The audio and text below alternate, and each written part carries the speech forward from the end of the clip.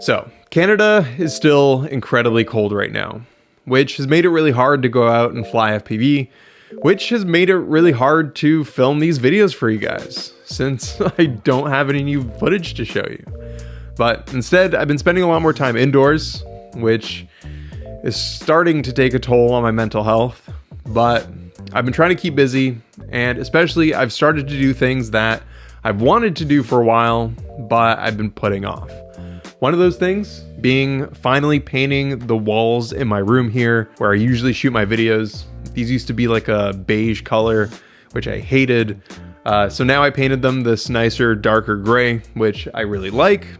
And in addition to that, I also hung up all my drones on the wall here. I've always liked the way it looked when other people did it. And I've just wanted to have all the drones that I currently use all in one place. And honestly, I'm pretty happy with it. I like the way it looks. Now, these are all drones that I've done reviews for in the past at one point or another, but I do get a lot of messages from you guys who have seen one of my videos from a year ago or maybe 2 years ago and are considering buying one of those drones, but want to know whether it's still relevant in 2022. So I thought this would be a good opportunity to talk about the ones I do still use, talk about why I decided to keep them, and in which scenario I would use each one. So if that sounds like it's going to be helpful to you, let's get into it. All right, first, there's my Lumineer QAVS Johnny FPV edition. And this is probably the most expensive drone that I own, but I use this as my primary cinematic drone for any shots that don't require a covered propeller. Now, the reason I chose this as my cinematic drone is because its flight performance is honestly amazing. It is so smooth in the air. And also the rates that come on it are incredibly precise and just great for cinematic flying. This type of GoPro mount is also my favorite style of mount when it comes to cinematic flying. It's just a nice little added bonus.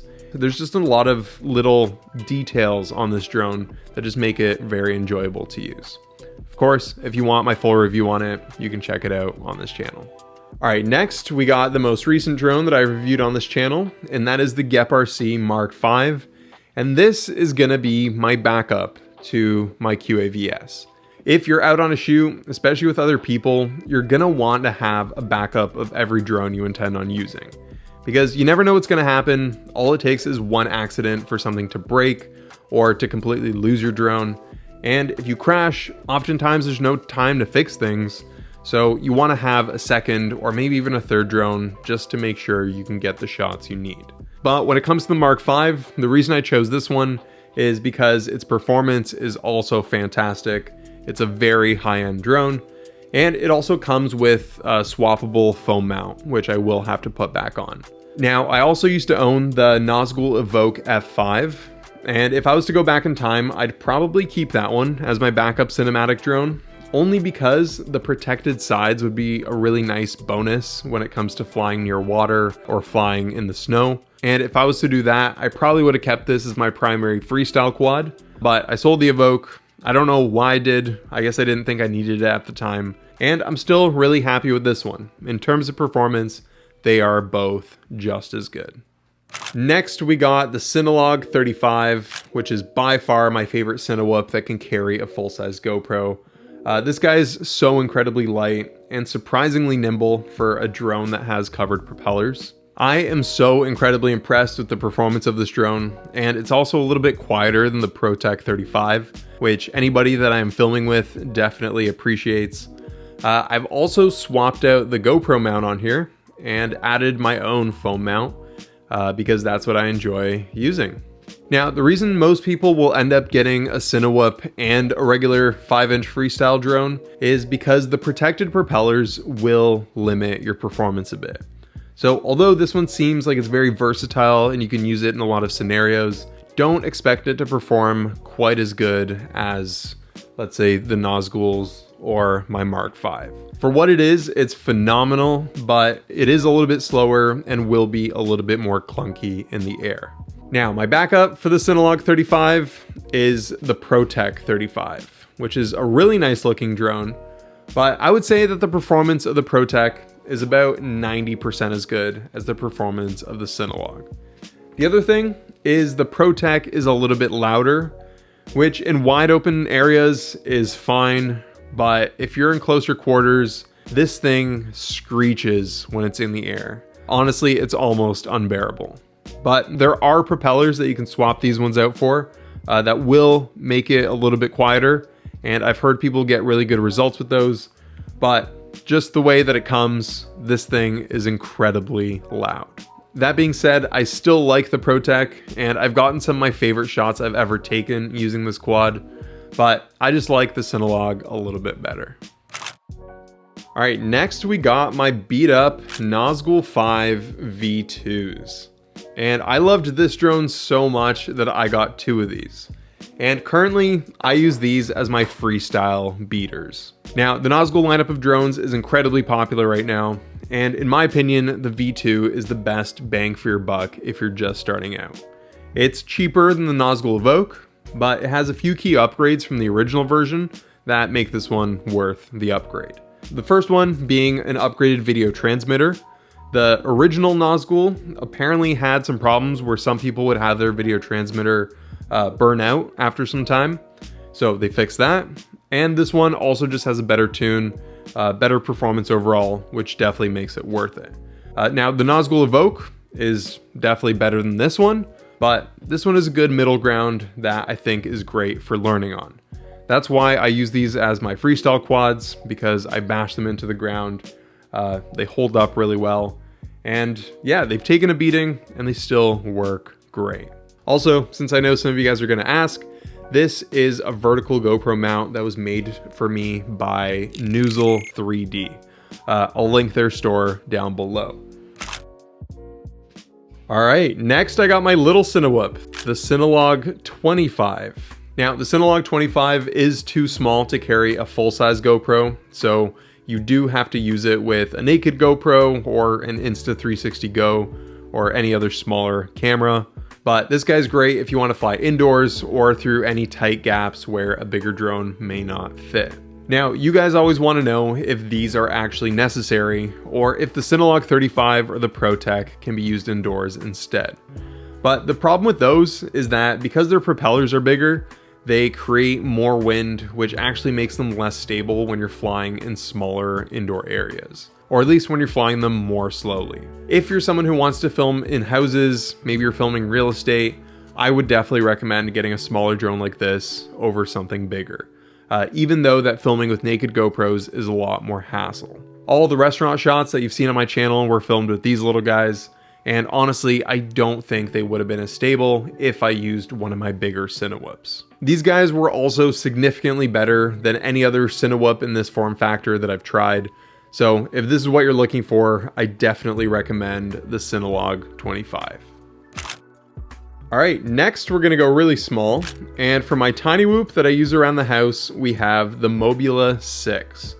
Now, almost 2 years ago, you might remember that I did a review on the Mobula 6 HD, which is the exact same drone, but it can record HD video. Now, the Mobula 6 HD was great, but I found that over time, I didn't actually record any HD video with it, and by removing the HD camera, it saved some weight and made this perform a little bit better. I still love this TINYWHOOP. I honestly use it all the time in my basement. But if you are someone who's just starting out, I actually don't recommend that you get this one. It's a little bit harder to learn on this guy. Instead, if you have the money to spend, I would recommend getting the TinyHawk 3. Now, you don't have to get the ready to fly kit, but the TinyHawk 3 drone, I think, is a great quad to learn on. Not the TinyHawk 2 or the 1, I know they're cheaper, but the TinyHawk 3 performs so much better that it's worth spending a little bit of extra money on.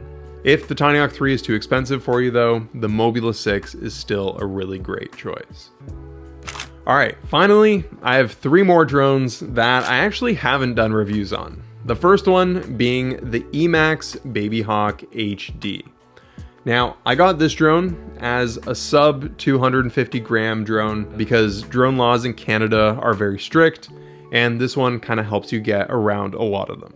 Now, I actually got one of these sent to me a while back by Emax, but for some reason the original one I had some sort of problem that I couldn't fix, and it would just violently shake in the air, and I couldn't get it to fly well. so I never ended up doing a review. Now, I figured that I was just unlucky and I got a faulty model, but I really wanted a sub 250 drone, so I actually ended up buying this one with my own money. And this one works without a problem. That being said, although I've enjoyed using it, I still don't know if I would recommend it. Its performance is okay, but I still think that there's some room for improvement, and I feel like there's a better sub 250 drone out there. But the Baby Hawk 2 HD is okay. Now, the final two drones I can't really comment on because they're both builds in progress. I started building these a while back and I've been putting them off because honestly, I really dislike building. For me, it's more of a means to an end. But there's specific reasons why I started building each one, so I still want to talk about them. The first one is a FREESTYLE drone, which I think looks really cool. It has a Moongoat frame, and all of its electronics on the inside are FETTech KISS electronics. Now, KISS is an alternative to Betaflight, and the people who use it seem to swear by it.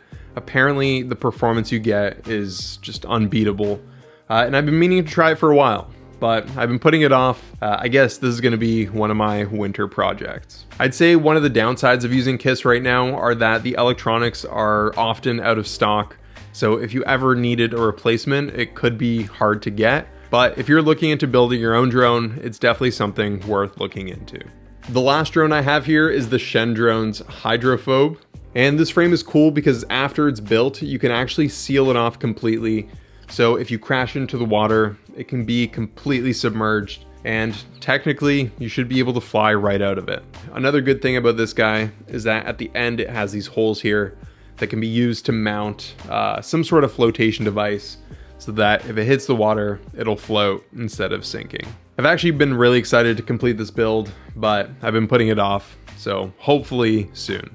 But yeah, that's it. Those are pretty much all the drones that I still currently use. If I remember correctly, besides the Nazgul Evoke, the Nazgul V1, the Aris, actually, okay, there are a few drones that I don't use anymore, but for the most part, a lot of the drones that I've reviewed on this channel, I still have to this day, and they do hold up. So I hope that helps you at least a little bit in maybe deciding which drone is best for you. Unfortunately, everyone wants to start off with one perfect drone, but once you get in the hobby, you're gonna end up buying more than one.